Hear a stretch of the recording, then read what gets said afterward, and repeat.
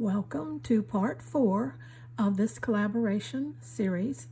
This is 4 of 12 weeks that we'll be doing this, and I'm sharing this collaboration with Marcia at Markets of Sunshine. So be sure to jump over there and see what she has in store for this theme for this week, which is crafting with purpose or stitching with purpose. A purpose behind what we're doing. And today, particularly, I'm focusing on the charitable aspect of having purpose in what we're doing. This is really close to my heart, using our stitching skills in a charitable way. You've probably heard the old saying, charity begins at home.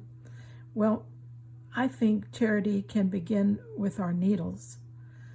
Even when our energy or mobility is limited, we can still do small things and meaningful things with the work of our hands. And today I'm going to share some simple, low cost, and heartfelt ways you can turn your stitching into kindness. So grab something and be working while we talk.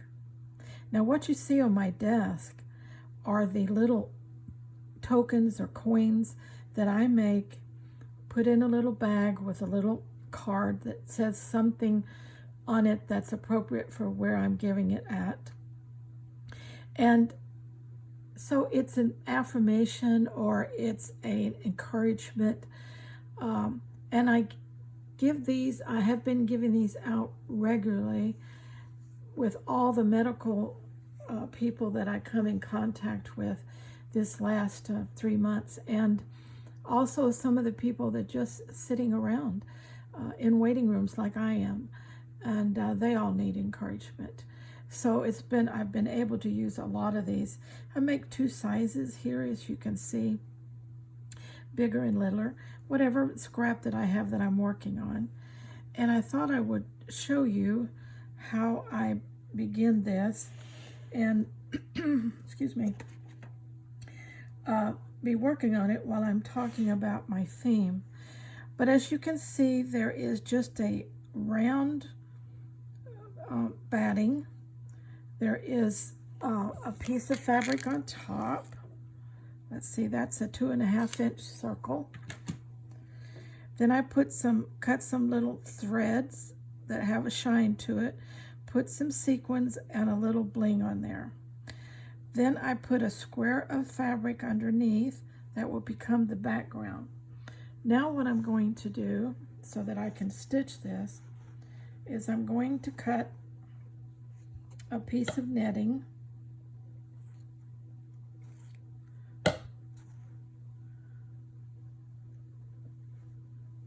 And I know you can't really see this netting because it's so fine. But I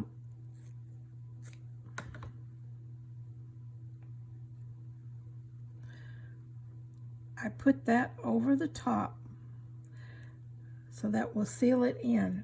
Then I pin it carefully around so I can lock in all the little elements and they won't fall out as I'm sewing. So just take a little time and pin it good.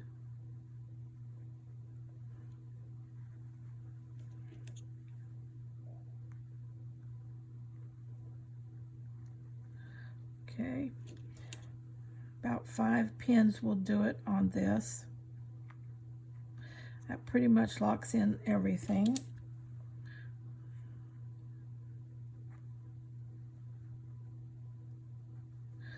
Okay. And you can see this is going to be my background fabric. Now I need to get a needle threaded here. Let me do that. I always say I'm going to do this off camera before I start, and then I always forget. So I have to torture all of y'all by watching me separate thread and thread needles. But, you know, it's part of the process. It's definitely part of the process. Let's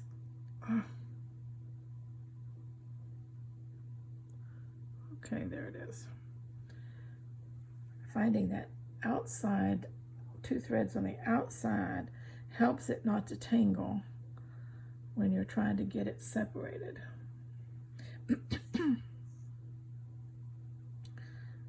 Okay, I've got one started here. Let's get a needle.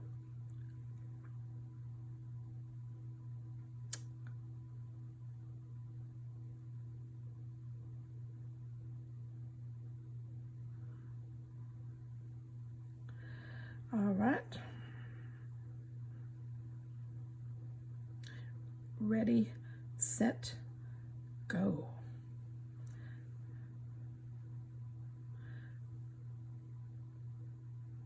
Okay, I'm going to bury my thread in between the 2 layers, come up about 1/4 of an inch from the outside of the circle on this size, and then I'm just going to stitch around the circle.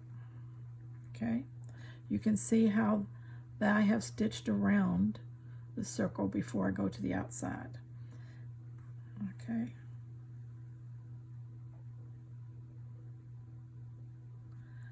All right.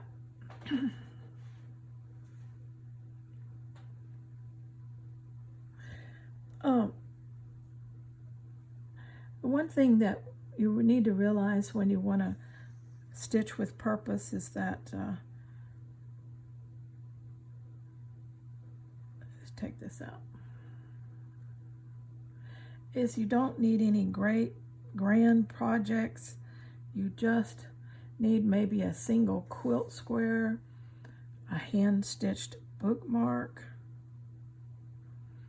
a small fabric heart. Any of those could lift someone's spirit.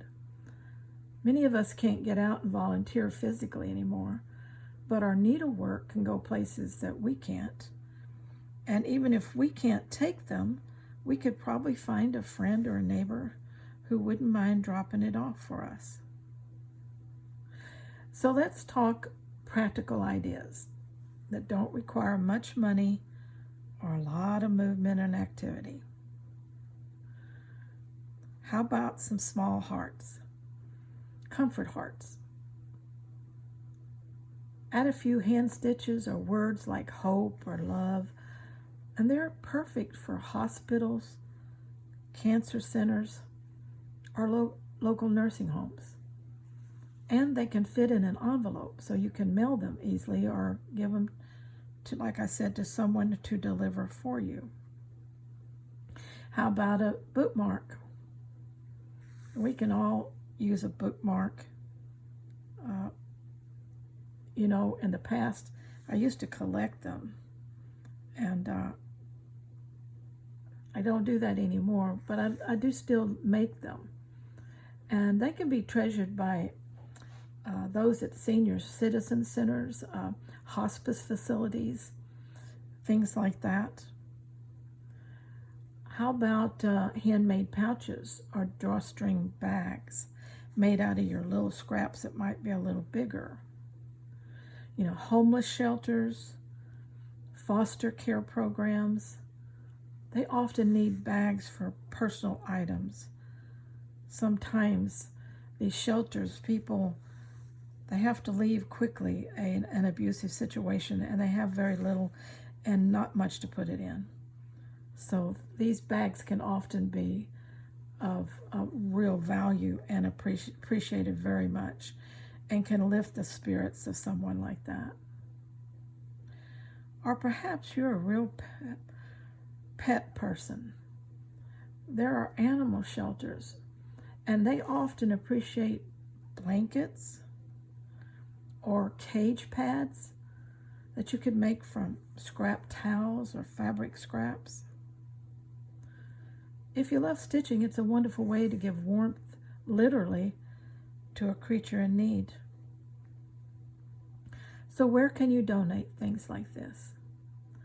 Well, you might make a list, because there are maybe more than you even dreamed that there were. How about local hospitals or hospices? Ask about their comfort items if they take them, and encouragement items, and ask what they need most and what their clients appreciate. Then there are nursing homes and assisted living facilities. They love handmade lap quilts and sometimes just small decor pieces they can hang in their room or put on the table beside their bed that cheers them up, something beautiful. There are also women's shelters and crisis centers. As I said before, handmade bags are comfort items, affirmation items, things like that are very helpful in women's shelters and crisis centers. You have community groups. Now, these could be sponsored by a lot of different organizations, but if there's a community group that is in your area that you like to work with, then you might ask them about their handmade items. Do they take them, and what do they need? And again, like I said, animal rescue, they accept, I know, beds, pads, handmade toys. All these can be made out of upcycled materials, so it's very low cost. You can also inquire of your library. Sometimes they have a table set out that just people can go by and pick up an item. And so you might ask your library. If you have a social worker in the family or you know one, ask them. You might even contact a few local counselors, like school counselors or teen counselors or something like that. They may have suggestions of items they could use if you donated them. Now, the next thing is you want to make it manageable.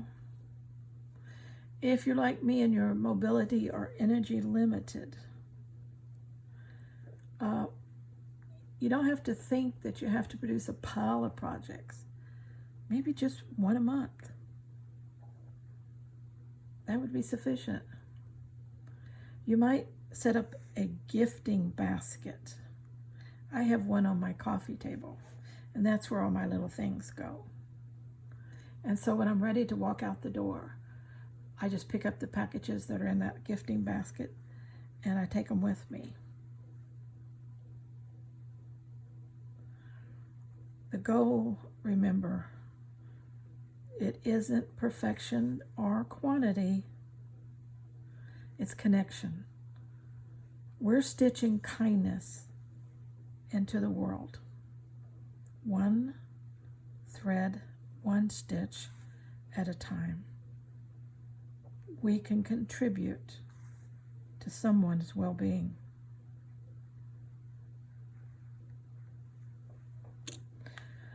So, whether it's a pocket hug, like something like this, a quilt block, or a soft blanket for a shelter, our needles can do good in ways we never imagined. Let's pause just a minute and let me tell you what I'm doing here. Now I'm going to trim. I'm going to watch my thread in the back that I don't cut it. And now I'm going to trim everything around the edge off.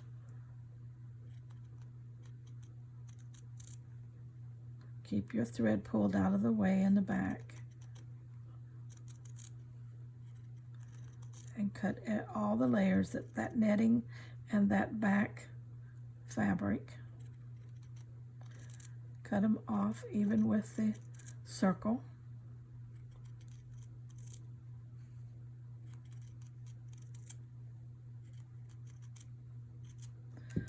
Okay. Now you can see that I have my circle. Now what I'm going to do is overcast the outside edge. So I go back to where my thread is, go back in, right in my line of stitching. And that will be my guide to go around the outside with an overcast stitch. Okay.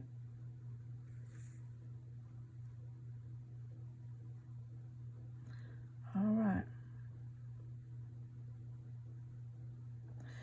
So charity, remember, can begin with our needles.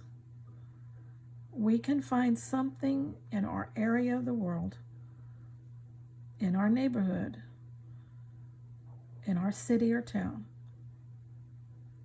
where we could make a difference by stitching with a purpose, and a charitable purpose at that.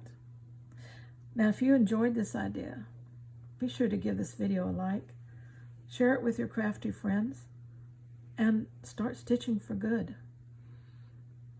And in the comments, I'd love to hear which small project do you think you would like to make and donate. Be sure again to jump over to Marsha, see how she is working on this theme, and remember, until next time, keep creating, keep caring, and remember, your art can warm the world. Stay scrap happy.